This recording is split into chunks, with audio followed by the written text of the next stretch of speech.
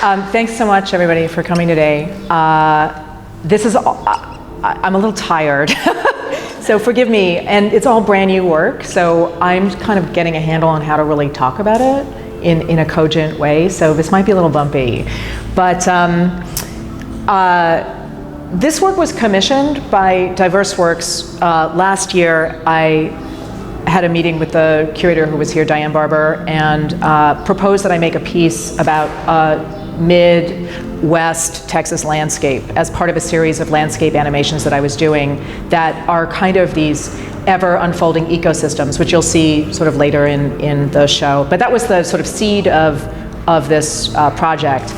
And in the process of spending 2 weeks in the Midland area of West Texas, and I kept a pretty intensive blog. I was meeting a lot of people, scientists, naturalists, oilmen, cattlemen, secret activists, and driving around by myself, meeting the FBI and drug busters, all kinds of people. I got pegged for all kinds of weird people while I was there and detained a couple of times.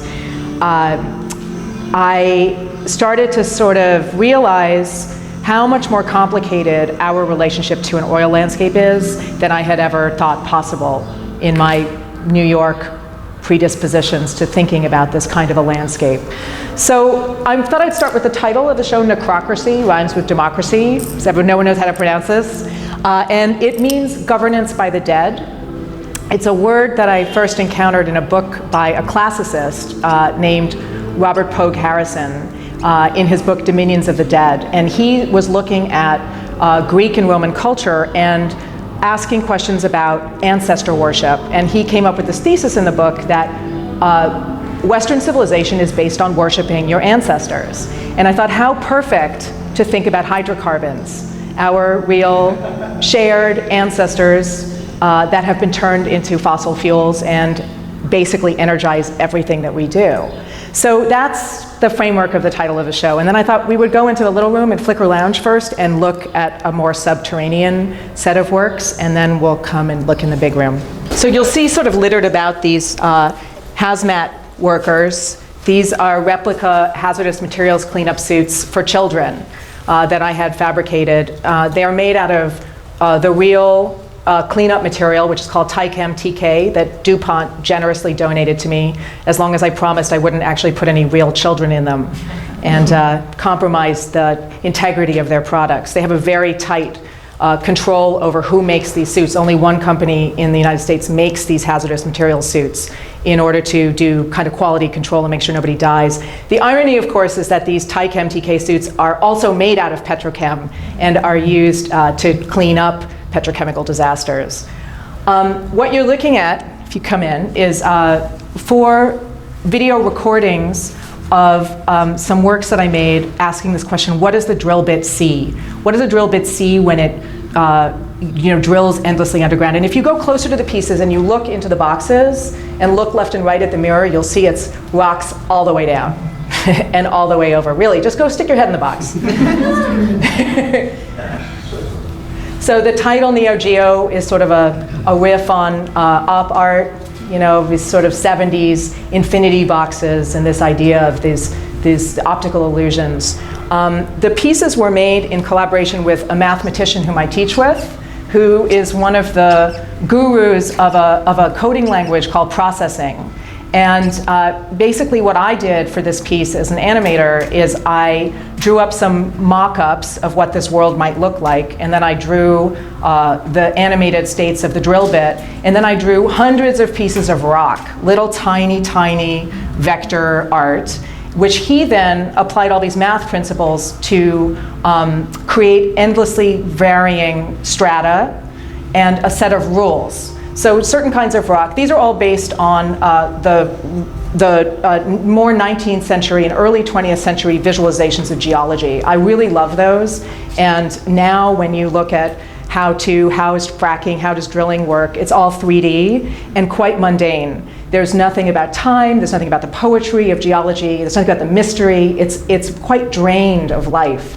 And when I was looking for reference at these earlier pencil-drawn designations, as far back as the 17th, 18th century in Scotland, they're quite amazing and quite enchanting, actually. And so I wanted to try to deal with this this sort of enchantment of this world and animate these earlier drawings. So Daniel, my collaborator, applied all these rules of physics to the pieces. When the drill encounters limestone, it's a much denser material than gravel, and so the speed of the drill changes. And then the little tiny particles that you see represent hydrocarbons, and they accumulate under certain kinds of rock, shale and cap rock, salt and shale, which are impermeable, and they accumulate. And every once in a while, if there's enough of them and the conditions are right, there's an oil gush. So the drill actually kind of hits pay dirt, so to speak. So funnily enough, when I made this, part of my concern with this show was not fairness, but a kind of awareness of the complexity of these relationships that we have with oil. And the one thing that I didn't want to do was create work that would vilify the oil industry or vilify oil, because I feel so dependent on it as much as everybody else. And it was very funny because I have one student in my program who was a mudlogger in Laredo before he went back to grad school. And so Daniel and I showed him the work and said, thinking this was the most neutral, beautiful, kind of formal piece that I had made in the whole show. And he said, dude, you are going to be in so much trouble because you're basically showing blowouts, right? Every gush is like Deepwater Horizon relived. And to an oil person, that's like horrible. But I thought, God, without the gush, you don't have cinema. Right? So if you look in the back of the lab, Ellen Ann, who's here on video, who was amazing, worked on this lab in the back, interviewing people, helping me with this survey, questions, aggregating all these clips, you'll see a clip reel of just a few movies that show that moment, you know, from Giant, James Dean and Giant, Armageddon, There Will Be Blood. I mean, the gush is the cinematic version of our understanding of oil. So I didn't want to take it out. I thought that in this sense, you have to sort of negotiate between the spectacle and how you understand this material through mediation, and then what's really happening. So I just wanted to mention that. So this is sort of, the more subterranean part of the exhibit. And then if we go into the main room, we'll see more of the after effects of pulling all the stuff out. I'm sorry? How many frames are there involved in this? Well, it's actually, these are recordings of what would be happening in real time. But because the renders are so complicated, like this is each of these is 12 minutes. They took days and days to actually render. But if we had fast enough computers, you could run this infinitely and it would never be the same. It would just construct random, strata after strata after strata. So the equations for moving the rocks around were all put in as algorithms? Yes. And then everything moved around by itself? Yes. Or did you have to draw No. them? I supplied tiny little pieces of rock. That's all I supplied. Limestone bricks, gravel splurts, like nothing. And everything else happened in parameters and algorithms. Yeah. The language is called processing, this particular visualization language. It's used a lot for data visualization and animating data.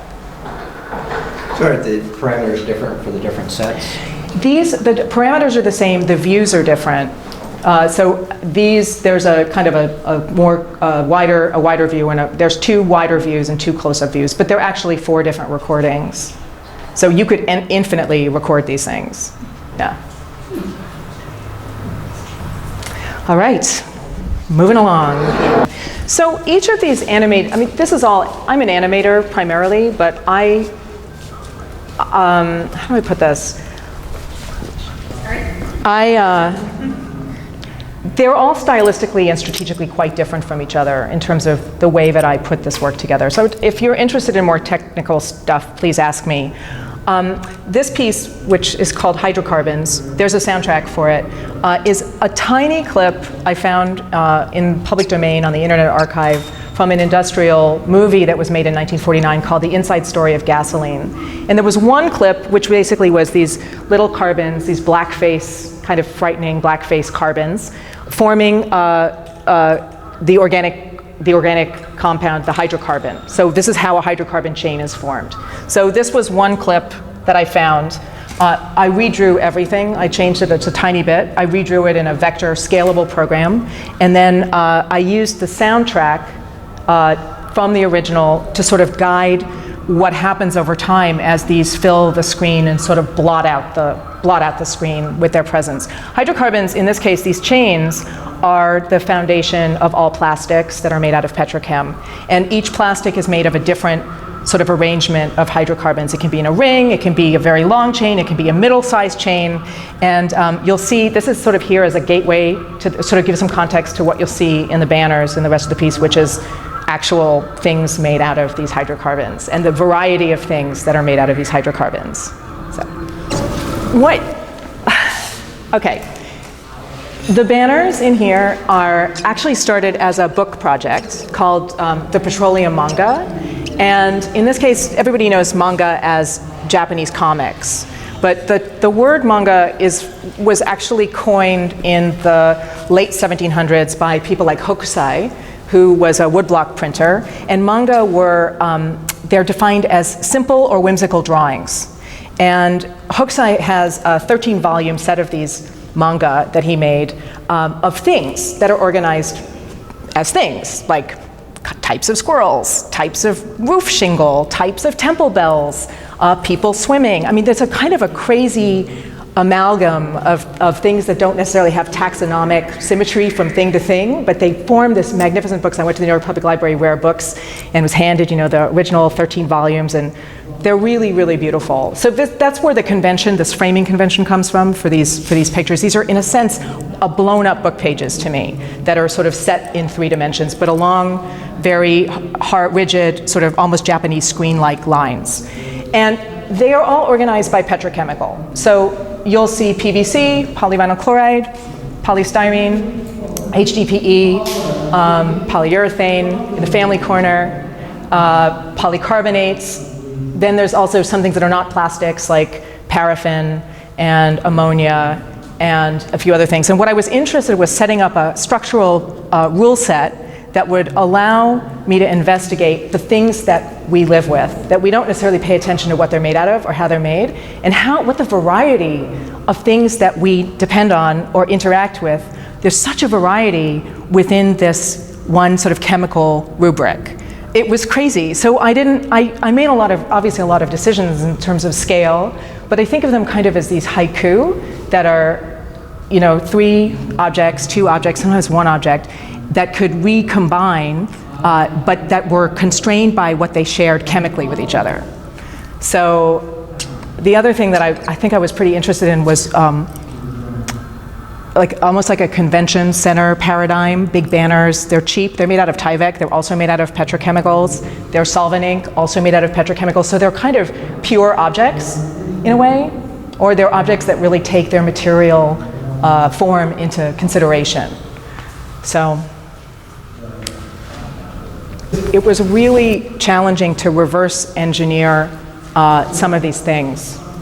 So we spent a long time. I had one research assistant and myself digging around, calling petrochemical libraries, trying to figure out. Styrene is really easy, but when you get into some of the other ones, first of all, they're never made out of one kind of chemical, but they also people don't really want to talk so much about what things are made out of. So it was very challenging. Hospital, medical, pharmaceutical, food, transport, protection, wearables, decorative things, fetish objects, recreation, sports, makeup. It's kind of, I'm sure, all over you.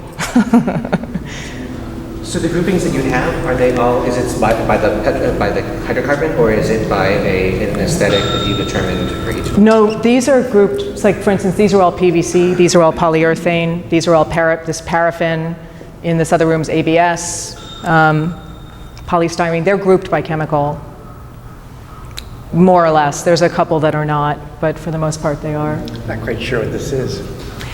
The middle thing is a fetish mask for bondage and, yeah. Well, someone's like that, recreation. Where would we be without petrochemicals? Exactly, that's my question. Wax on the fruit, paraffin, candle wax.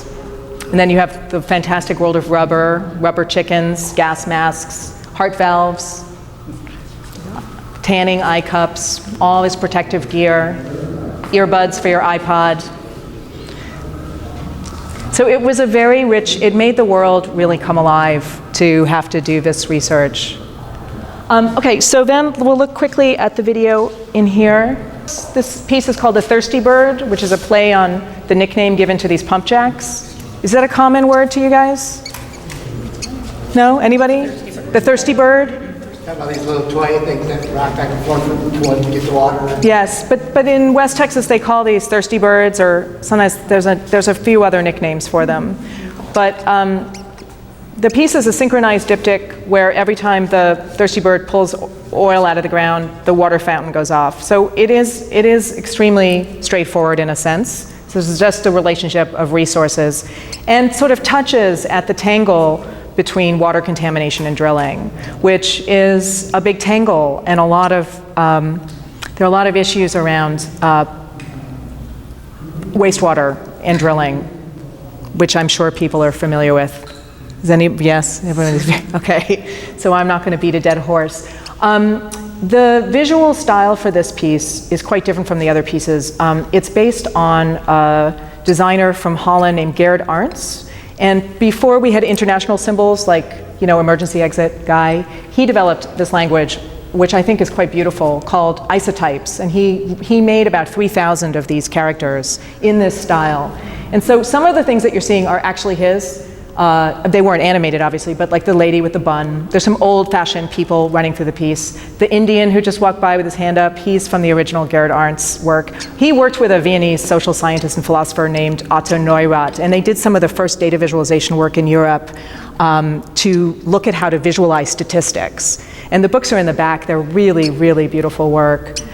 So I took some of his originals, and then I added to the collection. There's a cowboy, there's a Texas Ranger, there's a cow, there's some athletic girls in hoodies. There's like a bunch of characters that are really updated, that didn't come from 1939, obviously.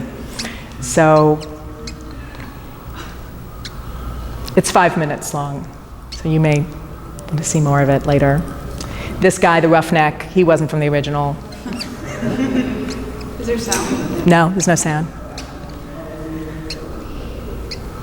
Let's see, one more person. I don't know who's next. Older. There's a drunk from the original who's really fabulous. No, he's not the drunk. There's a drunk who comes later. You'll see he's got a bottle in his back pocket. He's like a real 1930s sort of noir character. Yeah. Here he is.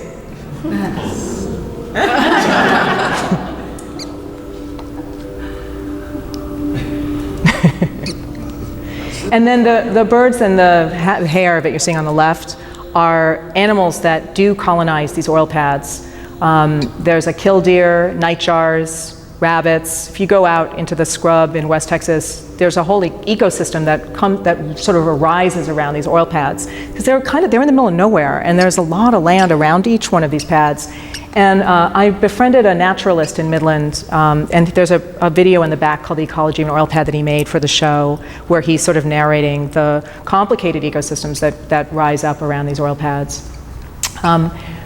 He was my favorite naturalist ever because he found poetry in wastewater treatment facility ponds along the oil pads. To him, his phrase was, "Nature abhors a vacuum, and it will go wherever it is possible to thrive, even mutate, but there will always be nature, including us." And so that's been a big part of my agenda as an artist, is to figure out new ways to describe our relationship to the rest of the natural world, as opposed to our relationship to nature as if it lives over there. So a lot of this work really tries to make a bleed between these ideas, these kind of romantic and Enlightenment ideas that we have about nature being this untouched thing over there, and our interventions, including oil, including digging up the land. A lot of things happen in Texas, in West Texas, that were just so interesting. Like the naturalist, Burr Williams, I was talking about, doesn't deal with the Permian Basin, which was my first impulse to go to West Texas, was to see these underground desiccated seas that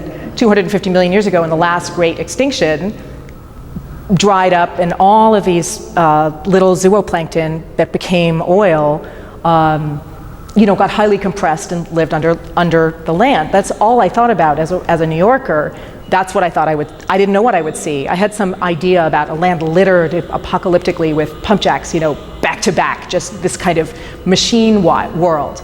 And then I found the naturalist, Burr. He runs this place called the Sibley Nature Center, and his concern is with the Llano Estacado, which is the southern high plains that are totally geographically coincident with the Permian Basin. But he only is interested in what's above the ground, which are these prairies. And he's training this army of amateur naturalists to go out and photograph this very, very, very delicate, almost fleeting ecosystem. I mean, they have these perfect circles. They're about this deep that fill with water a couple times a year. I can't remember, anybody know what they're called? I can't remember. They're like temporary ponds and lakes, and wildflowers will bloom in like 2 days and then disappear. So there's a kind of like ephemeral quality, but yet there are a lot of animals that live there. People never lived there. There wasn't enough reliable drinking water. And the Oglala Aquifer, which let's say is in between the Permian and what's above land, is all fossil water. It's not a rechargeable aquifer. So it's not potable. It's used for agriculture, and it's been drained enormously in the last 25, 30 years. So big issues. Native Americans never lived there. They came to trade on the plains. They came from either side of the plains, and they came to collect acorns in the largest oak forest in the world. They're called shin oaks. They're this tall. And it really is, it's apparently the largest oak forest in the world. So they yield like grown-up sized acorns, but they're this big, and you wouldn't even notice them. So there's a kind of subtlety to the landscape that was really amazing. So you can see the date, it's July 14th, 5 a.m., so it's dawn. And in 24 minutes, it'll be 5 a.m., July 15th, basically. But the piece is constructed as a set of rules. I drew everything by hand, but everything is a separate, let's say, an actor on the stage. And then at any time of day, there's a probability percentage set for dawn, day, dusk, or night in this world, where there's a probability that somebody will come out and do its thing. So that goes for everything in the landscape. What's happening on the billboards, what's happening in the sinkhole, the rocks, the little bits of rock that are crumbling, the birds, everything is sort of subject to this my godlike tyranny about, although I don't totally control it, right? It's a sort of negotiation between my authorship as an animator and what's possible, like how to surprise oneself. So sometimes it's a very busy place, and sometimes it's a really empty place, depending on how the sort of confluence of probabilities. So is there really a billboard outside of it? No. There were no picnic tables. There were no picnic tables, there was no billboard. There were, this contrast is set a little bit high right now. There actually is sort of a background landscape. I think something might have happened when we lost power. So what is that that's happening? It's coming out of the water. Is that water or is it oil? I'm not really going to say what it is. It's a kind of an oculus to another world. I made this sinkhole into kind of a threshold space between what's underground and what's above ground. And the piece is not, the piece has things that are ecologically reliable, as I'm a reliable narrator, like the birds, the snakes, they all behave as they would in this part of the world. But then obviously there are things happening here that are surreal or flights of fancy, or that try to kind of create a poetic system around the more reliable scientific parts of the world. So I'm playing with that edge between invention and natural science's truth, as it were. You look skeptical. Looks like our friends are coming over here on the right. Oh yeah, so there are people occasionally in the world, and basically these are hazmat workers.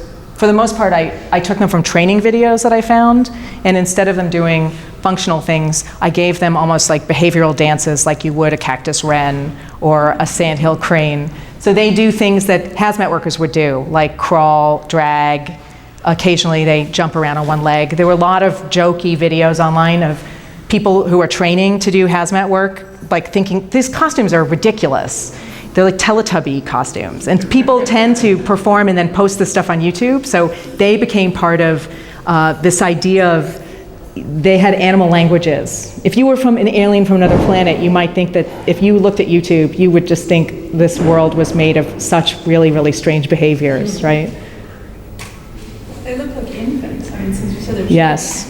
Well, the suits do infantilize you. They take away all your sort of adult bits. Especially, I mean, they follow all the principles of what they call neoteny. The things that babies, fat and hairlessness, and why the Teletubby was such a sensational kind of character was that it leveraged, besides being candy colored, all these ideas of things that we love in the cute. Big face, I mean, they have these giant visors, so. So is this an app, or is this a film, or a film of an app? No, it's not a film. This is playing in real time. So it's a software application that is developed in Flash, that's the environment. And it's all ActionScript code that determines, like it has a time manager and it has an event manager that are these separate files that, that help the world sort of stay together. And then what I do, besides animate, there's a couple hundred characters. And I did all the animation, myself and one other person.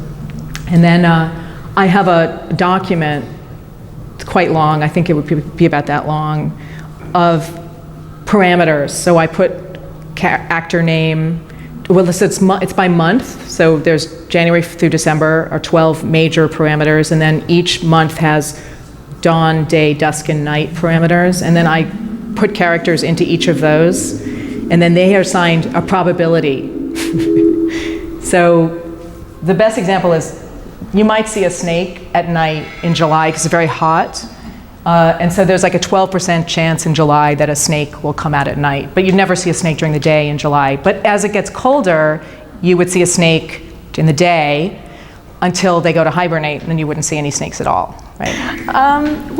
Okay, so Ellen Ann did a bunch of interviews with a variety of locals, different. There's oil geologists, there's some environmentalists, there's arts educators, there's all kinds of people in here.